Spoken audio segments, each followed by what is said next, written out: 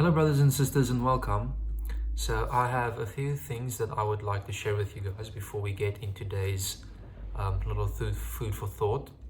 So I was worshiping and praying the other day, and this thought came to my mind out of nowhere, just plain as day, and the thought was, don't oppose me and don't be crushed by the rock. And I was like, okay, what does this mean? And I continued worshiping, I continued praying, and then a scripture verse just popped into my head. I actually needed to go and look for this. I just knew Matthew chapter 21, so I read through the whole entire chapter, and I came across this verse that I think is the answer, and that's what today is all about. So I'm going to read for you guys out of my trusty Amplified Bible. Matthew 21 and verse 44. And he who falls on the stone will be broken to pieces, but he on whom it falls will be crushed. And I couldn't make sense of this. What does Jesus mean? What's this all about? And then I remembered Daniel chapter 2. There is a statue. Nebuchadnezzar has a dream. He dreams of a statue. He forgets it. He asks his wise people to make known to him what he dreamed, and they said nobody can. He gives the death decree because he says they are deceivers. Then Daniel hears about it and he says, "O great king who lives forever, give me a day or two to pray about it, and I will bring, or the Lord God who is in the heavens will give you an answer." So Daniel went, he prayed about it, and then he saw this magnificent dream, the statue, and at the end he saw the statue be crushed to pieces by a rock that was cut without human hands. Hit the statue at the feet, statue was crumbled to dust, the dust blew away, and this rock became a great mountain that filled the whole earth. And I know that that refers to Christ,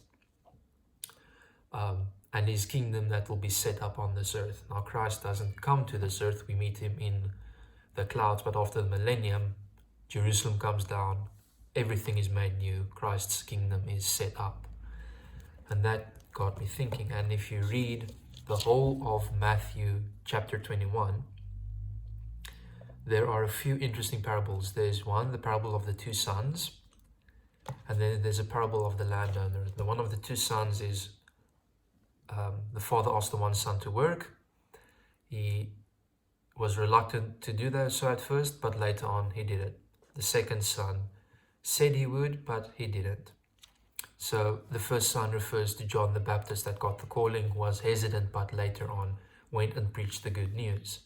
The second son directly correlates to the Pharisees that said they would preach the good news, prepare Christ's people for his return, but they didn't do it.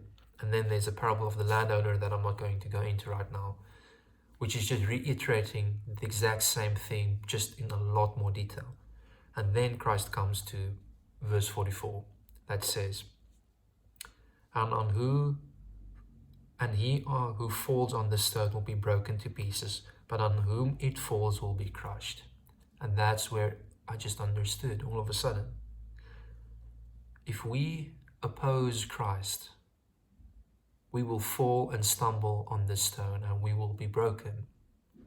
Because nothing that we can do in our power, we cannot oppose God. The work that God has set out for Christ to do, and the work that God the Father has set out for the Holy Spirit to accomplish through us, we cannot oppose that. And here Jesus warns us, the Pharisees, do not oppose me. Do not oppose my work that I have for my sheep. The second part, on whom it falls will be crushed. Jesus warned the Pharisees, do not ignore me. Do not trivialize me, my Father, the Holy Spirit, or the work that I have set out for my sheep.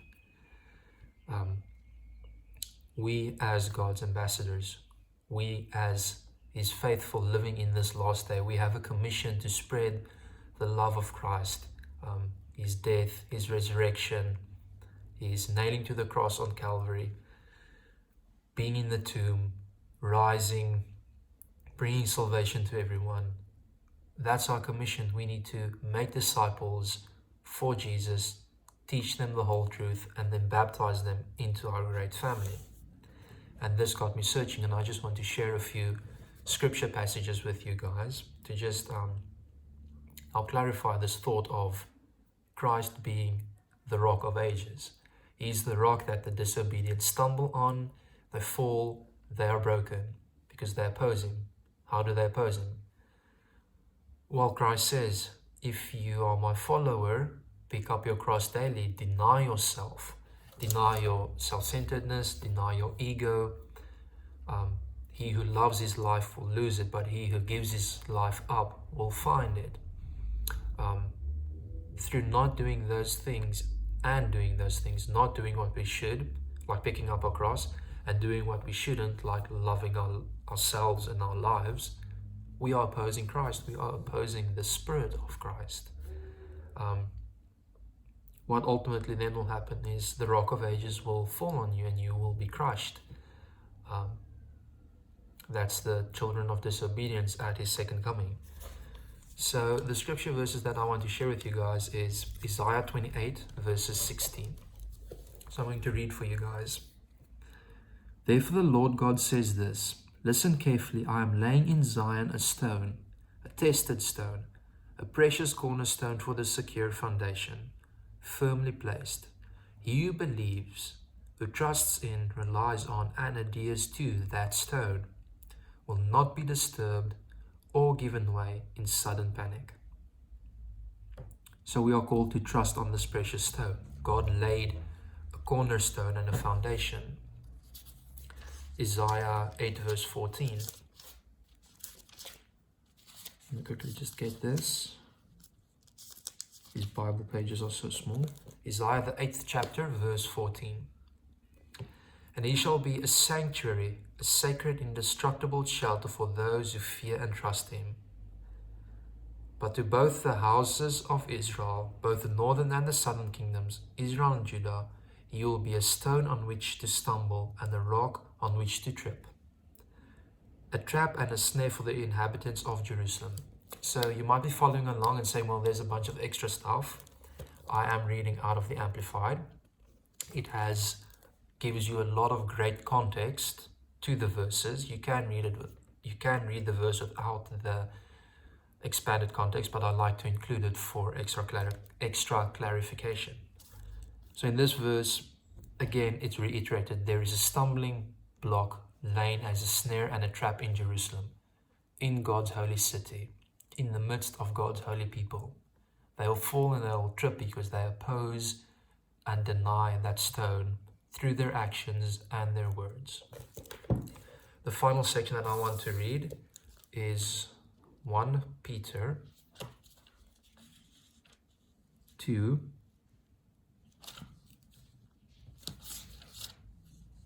1 Peter 2 and verses 4. So the title of this section is As Living Stones, and this is immensely significant for me, and this is where our promise lays. First Peter chapter 2 from verse 4. Come to him as to a living stone which men rejected and threw away, but which is choice and precious in the sight of God. You believers, like living stones, are being built up into a spiritual house for a holy and dedicated priesthood, to offer spiritual sacrifices that are acceptable and pleasing to God through Jesus Christ. For this is contained in Scripture.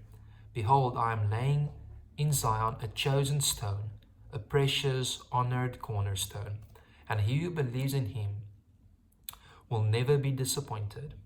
This precious value, then, is for you who believe. But for those who disbelieve, the very stone which the builders rejected has become the chief cornerstone, and a stone of stumbling and a rock of offense. For they stumble because they disobey the word of God, and to this they who reject him as Savior were also appointed. But you are a chosen race, a royal priesthood, a consecrated nation. So you see, we are consecrated and chosen by God. Christ is the cornerstone. We are the stones who are built up into a spiritual house. We should not oppose Christ, his teachings, the Spirit. Deny self, sacrifice your life, obey the word of God, be dependent on God unto the death, and you will stand the trial in the end, the latter days. We are now in the latter days. God calls for a holy priesthood who will obey every single precept in his word to the death, not out of their own merits or obedience, but being humbly dependent on the Rock of Ages. Let us pray together, brothers and sisters. Dear Lord Jesus Christ, I thank you so much for this wonderful, precious promise, Lord, that we can be a royal priesthood, Lord, a chosen nation. Lord, that you are both the stumbling stone to the disobedient and the sure rock and foundation to those who humbly depend on you. Lord, I pray that you may pour out your Holy Spirit on us. Lord, that this word might find entry into our hearts, bear fruit in our lives, Lord, to glorify you. Lord, help us to spread your love and your passion to those in dire need of you. Dear Jesus Christ, I pray this not because we deserve it, but because your grace is freely given without merit to those who humbly come to your throne. And Lord, here we are, at your throne of grace, approaching you boldly for our next commission. In your holy name I pray. Amen. Friends, family, dearly beloved, fellow laborers, children of God, may this give you comfort in a time of need, in a time of crisis. Find heart that Christ is there for you. He is our sure rock, our sure foundation. He is the Rock of Ages.